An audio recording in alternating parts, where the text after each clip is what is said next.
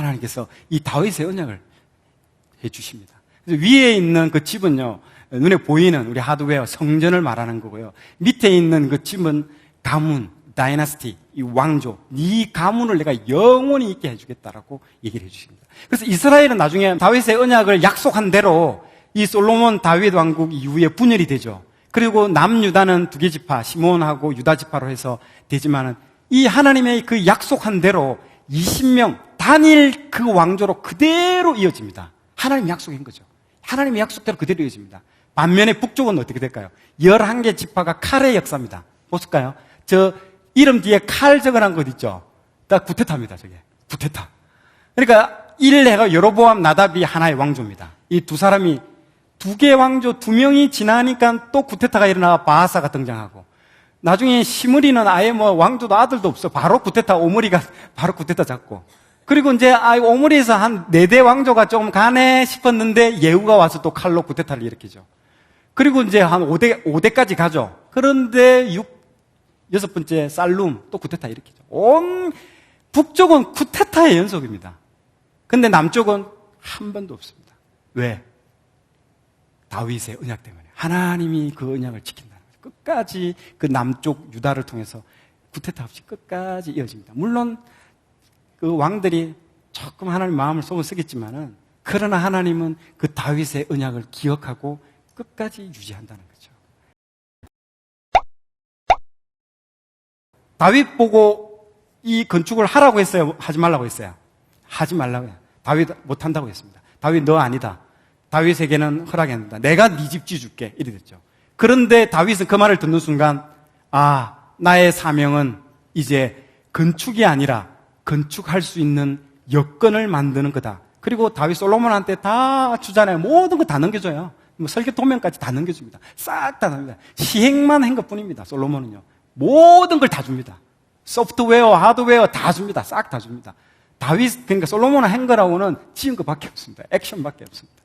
그래서 이 다윗에게 성전 건축을 허락하지 않는 이유는 사무엘 하에는 안 나옵니다. 역대상에 나옵니다. 역대기는 여러분 보면 이 남쪽 유다 역사만 나옵니다. 열왕기상하는요, 남북 역사가 다 나오는데 조금 디테일하게 우리 남쪽 역사만 공부하고 싶다? 역대기를 읽으시면 됩니다. 그런 분들은. 그래서 역대기에는요, 비하인드 스토리가 많이 나옵니다. 아주 자세한 얘기들이 많이 나오고요. 이유는 뭐라고 되어 있습니까? 22장 8절에 네가 손에 피를 많이 흘렸기 때문에 너한테는 성전 건축 허락을 안 해주십니다. 그래서 대신에 이제 나의 사명은 뭐다? 성전 건축할 수 있는 주변 여건들을 조성하는 겁니다. 우리가 느헤미야 때 보셨죠? 성벽을 재건하는데 어떻게 합니까? 한 손에는 창, 한 손에는 뭘 들고 막 일하잖아요. 적이 쳐들어올까 싶어가지고 막 이렇게 하잖아요.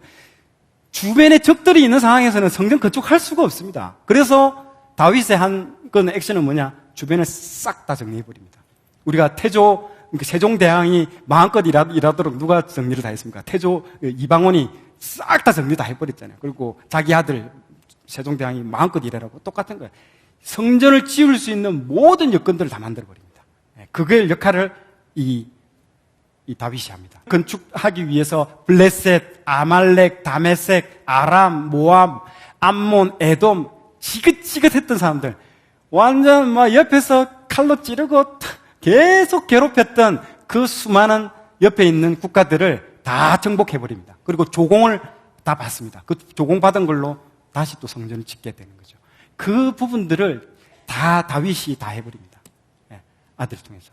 그리고 이 모압을 갖다가 쳐서 무찌른다는 예언들은요, 이 발람의 예언이 나왔죠. 저번에 제가 민수기 할 때 얘기 나왔죠. 발람이 나오잖아요. 자, 발람을 고용해가지고 이스라엘을 저주해라! 해서 와서 이제, 자, 이 최고의 저주꾼이 왔습니다. 발람이 와서 이제 이스라엘 저주하려고, 자, 이스라엘 너희를 저주가 축복이 변하네? 이래 바뀌어버리죠. 왜 이러지? 다시. 이스라엘 너희를 내가 죽을 때까지 사랑해? 막 이렇게. 막 갑자기 자꾸 변하는 거예요. 하나님이 입을 딱 잡아버리거든요. 저주해라 했는데 저주가 안 나오는 거예요. 그러니까 나중에 3번째 이 예언을 하는데 이 예언이 저 말이거든요. 내가 그를 바라보아도 가까운 일이 아니로다. 한 별이 야곱에게서 나오며 한 규가 이스라엘에게서 일어나서 모압을 이쪽에서 저쪽까지 쳐서 무찌르고 또 셋의 자식들을 다 멸하리다. 그의 원수 에돔은 그들의 유산이 되며. 예언을 다 해놨습니다. 이 예언이 지금 다윗 때 다 이루어진 겁니다. 보세요. 모압을 이쪽에서 저쪽에 다 치고 에돔은 조공까지 받는. 그 위에 한 별이라고 되어 있죠. 자, 한 별이 빨간 별이 있는데요. 저기 한 별이 이겁니다. 이게 다윗의 별입니다. 이 국기가 그때 요 말씀에 나오는 게 한 별입니다. 한 별이고 저 뒤에 나오는 한 규가 지팡이 규자거든요. 보통 우리 뭐 이름 중에서 규 쓴 사람 있죠. 민규, 뭐 성규, 뭐 이런 사람들 규자가 대부분 저 지팡이 규자로 쓰고 지팡이가 뭐냐면 임금이 들고 다니는 봉입니다. 이렇게 권위를 상징하는 거거든요. 그래서 한 별, 동방 박사가 저 별을 보고 찾아오잖아. 예수님 찾아올 때. 그래서 1차는 우리 다윗이 정복을 다 하고요. 두 번째는 누가? 메시아인 예수 그리스도께서 재림했을 때 모든 땅을 다 정복하고 진정한 2차 때의 예언이 예수 그리스도의 예언까지 다 들어가 있는 겁니다. 저 부분들이. 그래서 그 예언을 다 해놓죠. 영상 한번 보도록 하겠습니다. 예. 다윗과 관련된 고고학 영상들은 많이 없습니다. 거의 한 개, 두 개밖에 없는데 그 중에 하나입니다.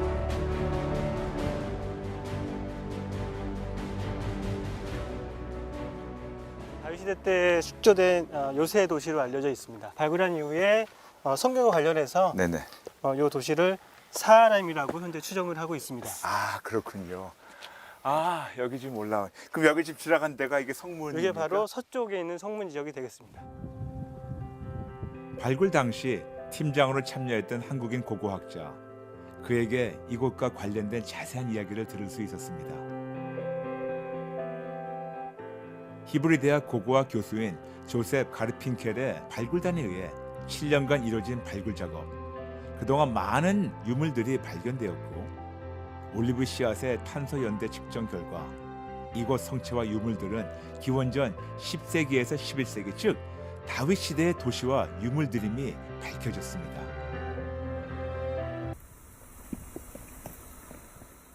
이곳이 다윗 시대에 세워졌다는 것 외에 다윗 왕이 세운 요새라는 것을 어떻게 확신하게 됐는지 더 자세히 들어보기로 했습니다. 건조한 땅이기 때문에 여러 가지 많은 동물의 뼈들을 발견하게 됩니다. 네. 그래서 동물 뼈들을 이제 분석을 해보니까 네. 양이라든가 소라라든가 닭이라든가 새 이러한 동물의 뼈들이 발견이 되는데 네. 돼지 뼈는 하나도 발견되지 않았습니다. 하. 그래요. 이 지역에 살던 가나안 사람들도 음식을 먹다 보면 네.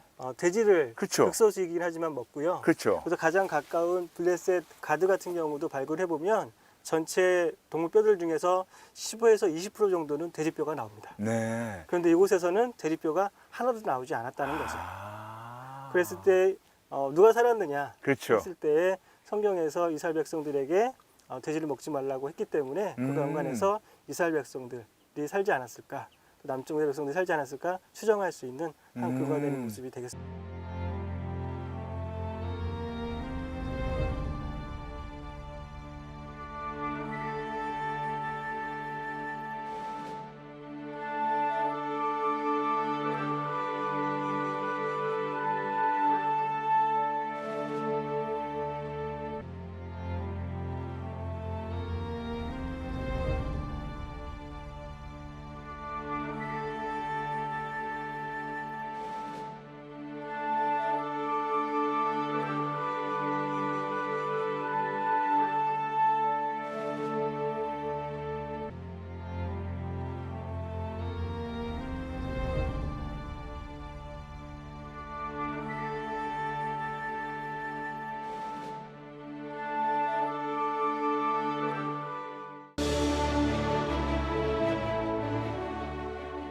하나님의 마음에 합했던 다윗.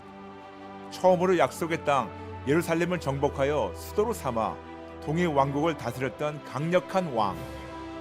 다윗의 후손에게 영원히 왕위를 주신다는 하나님의 언약은 메시아 예수님을 통해 이루어져 가고 있습니다.